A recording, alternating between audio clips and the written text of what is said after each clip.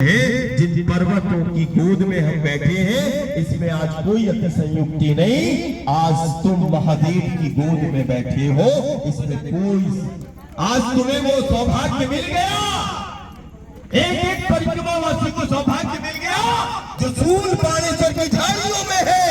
ये पर्वत महादेव का स्वरूप है। आज तुम्हें वो सौभाग्य जीवन में मिल गया, तुम्हें महादेव की गोद में बैठने का अवसर मिल गया। ये इतनी बड़ी कृपा उस परमात्मा की, ईश्वर की ही तो है कि महादेव की गोद मिली। तुम बोरखेड़ी और गांव न समझना, ये महादेव की गोद समझना, ये गांव नहीं समझना। ये गांव नहीं है, ये गांव नहीं है, ये गांव में तू नहीं बैठा, तू महादेव की गोद में बैठा है, तू महादेव की गोद में बैठा है। ये गांव नहीं, ये साक्षात महादेव की गोद है।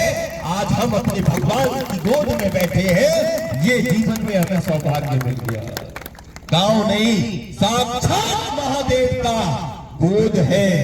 आज हम महादेव की गोद में बैठे हैं, ये सौभाग्य। आज व्यवस्थाओं को मत देखना, द्रव्य पदार्थ साधनों को मत देखना, सोने के लिए बिस्तर है कि नहीं है ये मत देखना, जरूरत की सामान है या नहीं है ये मत देखना। आज तू ये देख लेना, तू महादेव की गोद में बैठा है। तू आज ये देख लेना, तू आज ये देख लेना कि महादेव की गोद मिली है, महादेव की गोद मिली है। गांव में व्यवस्थाओं को मत देखना, सूल पाणेश्वर में व्यवस्थाओं को मत देखना, अपनी बुद्धि मत चलाना। इस जमीन को ही जो है, इस धरा को ही बिछोना मान लेना, और महादेव को, इस आकाश को ही चादर समझ लेना। और महादेव की गोद में जैसे बच्चा बालक माँ की गोद में सोता है, वैसे ही तुम सूल पाणेश्वर के गांव में सोना अद्भुत आनंद है, अद्भुत आनंद है। तुम इस भाव के साथ सोना। 4 से 5 दिन हम सूल पाणेश्वर की इस तीर्थ, इस कैलाश में तुम महादेव, तुम सिर्फ इस भाव में रहना कि हम महादेव की गोद में हैं। तुम इस भाव में मत चलना कि आगे कौन सा गांव है। ये गांव नहीं है, गांव समझने वाला भूल कर जाएगा। ये महादेव की साक्षात गोद है। क्या है? महादेव की साक्षात गोद है, गांव नहीं है। तू मूर्ख है, गांव समझने वाला वो मूर्ख है। बुद्धि का प्रयोग मत करना। सूल पाणेश्वर प्रवेश है, और सूल पाणेश्वर का एक एक गांव साक्षात महादेव की गोद है। ये समझना, तू महादेव की गोद में बैठा है, किसी गांव में नहीं बैठा है।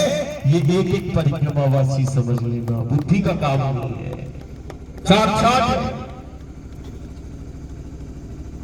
पेड़ों में, पहाड़ों में मेरा महादेव है, देव है, ये प्रत्यक्ष है। ये शिलाएं, इन शिलाओं को पत्थर मत समझना, ये ज्ञान और वैराग्य देती है। ये सन्यास की शिलाएं हैं, ये रिद्धि और सिद्धि की शिला है, ये विद्या की शिला है। तू ऐसे मत देखना। यदि ब्रज की रज की धूल को यदि माथे पे लगाता है, तो सूल पाणेश्वर और नर्मदा के तट की इन शिलाओं को साधारण नहीं समझना। ये रिद्धि और सिद्धि की दाता है, ये ज्ञान और वैराग्य की शिलाएं हैं, ये धर्म और अध्यात्म की शिलाएं हैं। ये साधारण शिलाएं और पत्थर नहीं है। इन पत्थरों को भी यदि स्पर्श उस भाव से कर लिया,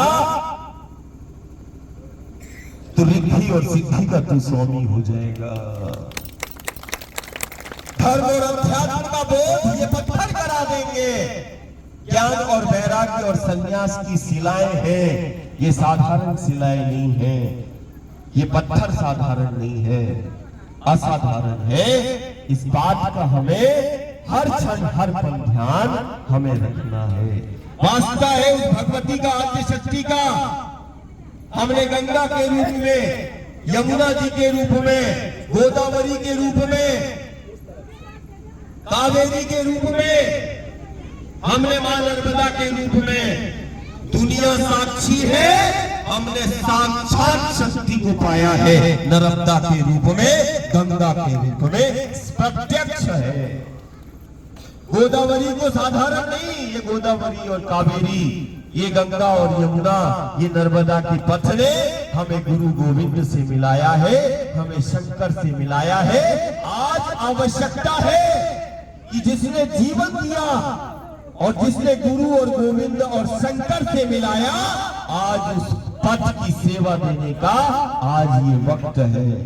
आज ये वक्त है, आज इस पथ की सेवा देने का ये वक्त है। जिस पथ ने हमारा गुरु और गोविंद से मिलाया, जिस पथ ने शंकर से मिलाया, जिस पथ ने जीवन दिया, जिस पथ से हमारा अस्तित्व है, जिस माटी से हमारा अस्तित्व है, आज उस माटी के लिए योगदान का समय है। आज तुम इस माटी के, धरती के आंचल को हरा भरा कर लो और सबसे बेहतर अपने गांव नगर को जीवन दे दो। हरि की धरा है, महादेव के ये पर्वतमालाएं हैं। किसी भी सूरत पर, जरूरत और व्यवस्थाओं के नाम पर अब पेड़ पहाड़ और जंगलों को काटना तुम बंद कर दो, बंद कर दो। धरती के आंचल को हरा कर लो और हरि से मिल लो। हरि की धरा है, हरि बनाए रखना और सबसे बेहतर जीवन को जीते रहना। ये पर्वतमालाएं महादेव का स्वरूप है। जैसे महादेव की जटाओं में वो जीवन शक्ति, वो गंगा को धारण महादेव ने अपनी जटाओं में कर लिया, वैसे ही इन पहाड़ों ने उस जीवन शक्ति को धारण कर लिया। ये शिव स्वरूप है, ये महादेव के स्वरूप है जो हमारी जीवन शक्ति को धारण किए हैं। यदि जरूरत व्यवस्थाओं में हमने जंगलों को, पर्वतों को, पहाड़ों को खत्म कर दिया तो हमारे गांव नगर का जीवन समाप्त हो जाएगा। हमने पेड़ पहाड़ों को शिव का और देवता का स्वरूप माना है। ये हमारी संस्कृति है, हमारी परंपरा है, ये सनातन है। आज वक्त है, सबसे बड़ी सेवा हो जाएगी जो अपनी माटी का मान हमेशा करना। ये माटी हमें एक करेगी, ये पेड़ और पहाड़ हमें एक करेंगे, ये नर्मदा की जलधारा ये हमें एक कर देगी, गंगा की जलधारा हमें एक कर देगी। माँ से हम एक हैं, माँ हमारी एक है, एक ही माँ है। ये धरती है, ये माटी है, एक ही माँ के स्वरूप है। चाहे गंगा हो, यमुना हो या नर्मदा हो या गोदावरी या कावेरी हो, नदी के रूप में वो साक्षात भगवती है। इन वृक्ष को ही प्रत्यक्ष परमात्मा ईश्वर का स्वरूप जानो। ये हमारी प्राचीन सनातनी व्यवस्था है और परंपरा है। हमने पेड़ पहाड़ और झाड़ों को देवता के रूप में पूजा है। पत्थर में यदि राम को देखा तूने, हरि को देखा, तो अब पेड़ों में, पर्वतों में भी तुम हरि और हर को देखना चालू कर दो। जरूरत और व्यवस्थाओं के नाम पर पेड़ पहाड़ को काटना और खत्म करना बंद कर दो। हम उसी राम का स्मरण करते हैं जो वन में रहकर जीना सिखा दिया, वन में रहकर खुद को वनवासी बता दिया, वन में रहकर जीना सिखाया है, वनों से प्रेम करना सिखाया है, वन में रहकर बना है राम। हम वनों को मिटा के बनने की बात मत करना। वन में रहकर चले हैं राम, तुम वनों को मिटाकर चलने की बात मत करना, ये अपराध है। वो वन में रहकर चला है, वो मेरा राम है, तुम वनों को मिटा के चलने की बात मत करना। ये सबसे बड़ा अपराध है, सबसे बड़ा अपराध है। ये ध्यान रखना। ये वास्ता है उन पेड़ों का, पहाड़ों का, नर्मदा के आंचल में। ये कोई विद्या नहीं, ये कोई सिद्धि नहीं है। माँ के जननी के आंचल से तुमने भी 6 माह बिना अन्न के तुम भी जिए हो। कोई ऐसा यहाँ नहीं बैठा, कोई ऐसा लाल इधर नहीं बैठा जिसने जननी के आंचल से दूध न पिया हो और 6 महीने तक बिना अन्न के वो रहा है, वो बैठा है। अन्नप्राशन 6 महीने के बाद होता है। माँ के आंचल पर 6 माह तक तुम जिए हो और तुम्हें किसी प्रकार की कोई कमजोरी नहीं आई। हष्ट पुष्ट रहा, माँ की गोद में रहा, माँ के आंचल से आहार लेता था, माँ के आंचल पे पलता था, माँ की गोद में पलता था। बोले उस बालक को कौन सी विद्या थी? बोले कोई विद्या नहीं, माँ की गोद थी। क्या थी? माँ की गोद थी, माँ का आंचल था। कोई सिद्धि कोई विद्या नहीं थी, बस वो बालक वो शिशु माँ की गोद में था और माँ के आंचल से वो लेता था। जननी के आंचल से 6 माह तक तुम भूल गए, बिना आहार के तुम जिए हो। ये कोई बहुत बड़ी बात नहीं है। यदि जननी के आंचल से 6 माह तक तू जिया है तो मैं भी दुनिया को बताना चाहता हूं, ये जगत जननी है, ये नर्मदा है, इसके आंचल से मैं जीवन भर ऐसे बैठ सकता हूं और चल सकता हूं। ये दुनिया को बताना, ये धरती का, ये माटी का, ये पत्थर का, ये पहाड़ों का, ये पेड़ों का, इन पेड़ों में, इन पहाड़ों में छिपी शक्ति है। इन पेड़ और पहाड़ों को साधारण नहीं समझना। हम तो कंकर और पत्थर से कहते, नर्मदा के कंकर कण, एक एक कण नर्मदा का, एक एक कण, जैसे अन्न के कण को ग्रहण करने से तुम ऊर्जा प्राप्त करते हो, वैसे ही नर्मदा के एक एक कण में वो ऊर्जा समाई है। हम तो कंकर पत्थरों से ऊर्जा ले लेते हैं। बात यदि ऊर्जा की है तो ये तो ऊर्जा के स्रोत है, ये कंकर, ये पत्थर है, ये शक्ति के स्रोत है, प्रत्यक्ष है। और दुनिया इसको खोजती हुई आएगी कि क्या है नर्मदा के पत्थरों में, पेड़ों में, कंकरों में। तो दुनिया आने वाले समय में बोलेगी असीम ऊर्जा और असीम शक्ति का स्रोत है नर्मदा का तीर्थ क्षेत्र है। ये बोलेगी, ये बोलेगी। आज हमारा सबसे बड़ी और सेवा ही धर्म है, सेवा ही धर्म है और सबसे बड़ा धर्म है अपनी माटी को बचा लो, अपनी माटी को मान दे दो। अपनी ये प्रत्यक्ष शक्तियां जो मां के रूप में मिली है, नर्मदा हो, गंगा हो, गोदावरी हो, आज उनके संरक्षण और उस मां के आंचल के इस पद को, वो तो जगत जननी है। प्रलय और महाप्रलय में जिसका अंत नहीं, वो महाभगवती है, महाशक्ति है। जो महाप्रलय के बाद भी जिस शक्ति का अस्तित्व है, ये वही भगवती है जो जल स्वरूप में हमें दिखाई दे रही है, ये ब्रह्मांड में व्याप्त है। लेकिन हमारी चरित्रहीनता के कारण, हमने मर्यादाओं का उल्लंघन के कारण, हमने अपनी गलत जीवन शैली के कारण, गलत आचरण के कारण, युग साक्षी है, सदी साक्षी है, भगवान की बनाई द्वारका जो सबसे सुरक्षित थी, गलत प्रवृत्ति और गलत आचरण के कारण वो द्वारका जैसा नगर समाप्त हो गया। ऐसे देश दुनिया के आज गांव नगर समाप्त हो रहे हैं, गलत जीवन शैली के कारण, गलत आचरण के कारण हम अपने गांव के जीवन को खत्म करते चले जा रहे हैं। ऐसे ही वो नर्मदा तो प्रलय और महाप्रलय में जिसका अंत नहीं, वो भगवती है नर्मदा, वो ब्रह्मांड में व्याप्त है। लेकिन गलत जीवन शैली के कारण और गलत आचरण के कारण इस धरा से गंगा, यमुना और ये नर्मदा गुप्त हो जाएगी। यदि समय से पहले गुप्त हुई तो फिर इस दुनिया में प्रलय आ जाएगा। आज यदि देश दुनिया के गांव नगर समाप्त हो रहे हैं तो उसका कारण है प्रवृत्ति, आपत्ति विपत्ति का कारण प्रवृत्ति है, गलत जीवन शैली है, गलत आचरण है, जिसके कारण वो तीर्थ और दैविक शक्तियां गुप्त हो रही है। यही कारण है। तो हमें अपनी माटी की सेवा, इन पहाड़ों की सेवा, आज हमें मोड़ कट्टा में हमारे पे, आज अपने बच्चों को, हमने तो 3 वर्षों से हमने नहीं खाया, लेकिन आज हमें जो शक्ति का संचार बहुत दिनों बाद हुआ, आज हमने जब अपने बच्चों को बढ़िया ऐसे जैसे वो गोद में बैठे और जब उनको बाल भोग कराया तो आज हमारा कहते ना वो तृप्त हो गए। आज हमें माँ ने वो आहार करा दिया फोड़खेड़ी के बच्चों के रूप में। आज समझना दादा ने भोग कर दिया।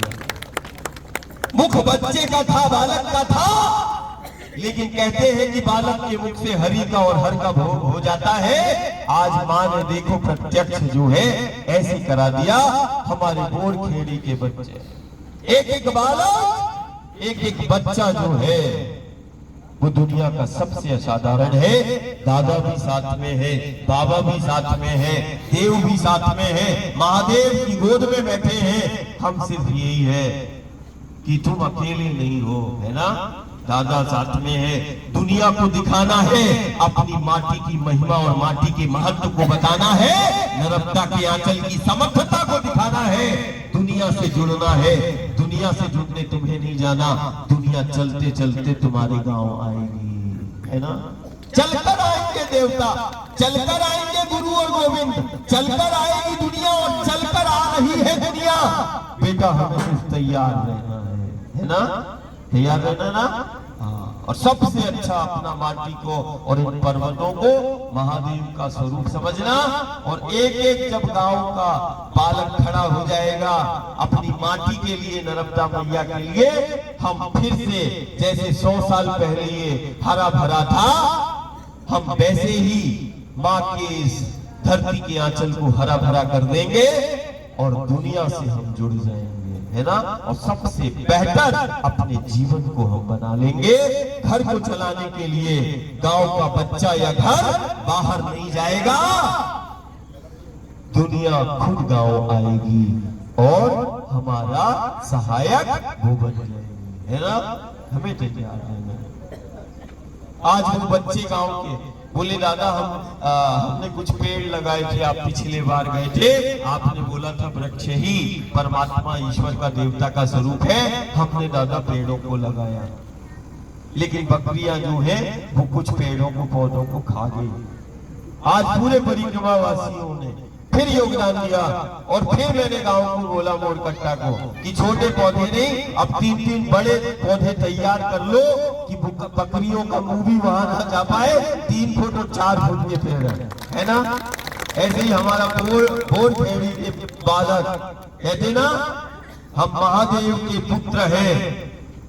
वेद कहता वयम अमृतस्य पुत्रा, हम उस अविनाशी ईश्वर की संतान है ना। हम उस अविनाशी ईश्वर की संतान है और उस अविनाशी ईश्वर की संतान से आह्वान है अपनी माटी के लिए योगदान, है ना। योगदान देना है, सबको देना ना।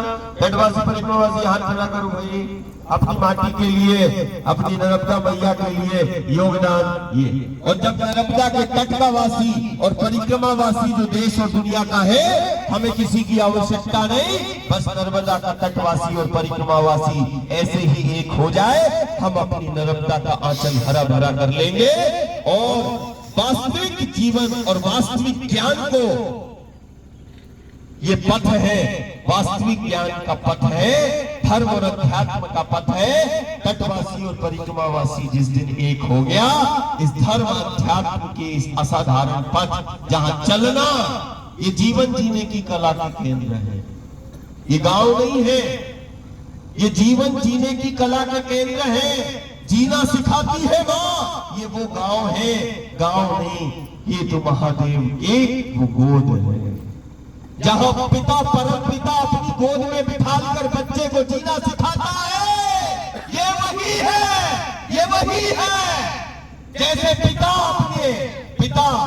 अपने बच्चे को गोद में बिठाता है और पिता जैसे बच्चे को हाथ पकड़कर चलाता है, ये वही पथ है जहां वो परम पिता अपने बच्चों को हाथ पकड़ा के चलाता है।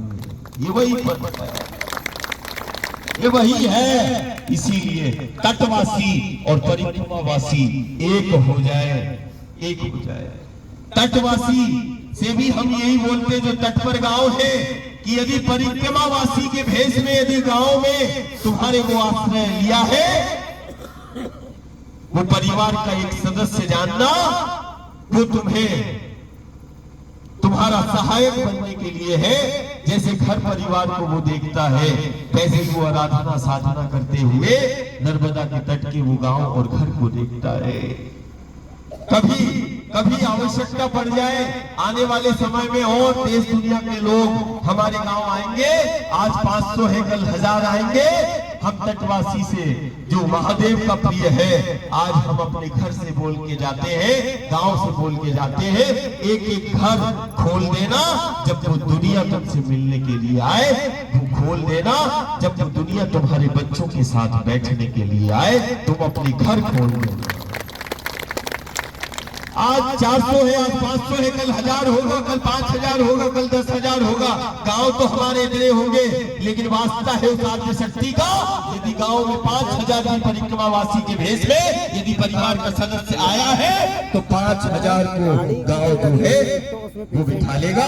कारण गांव में वो तो महादेव की गोद है ना। तो महादेव की गोद में कितने ही आ जाए, सब बैठेंगे और सब खाएंगे, सब रहेंगे, है कि नहीं। इसी भाव के साथ हम नर्मदा मैया हम आरती करें, नर्मदा घाट प्रारंभ करें।